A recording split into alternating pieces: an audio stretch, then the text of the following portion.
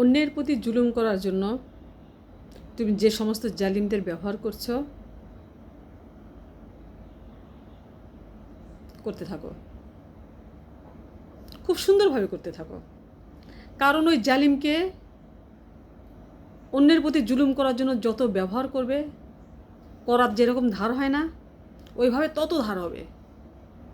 কারণ ধার তো হতেই হবে, কারণ ওই করার দিয়ে তো আবার তোমারই গলা কাটবে তো, তার জন্য। কারণ ওরা কিন্তু কাল নাগ, সুযোগ পেলেই কিন্তু সবল দিতে ছাড়বে না। কাজেই কোনো জালিমকে দিয়ে যখন জুলুম করাবার সমানে নিজে প্রস্তুত থেকো। যত জুলুম করাবা তত ধার হবে, নিজে সতর্ক থেকো।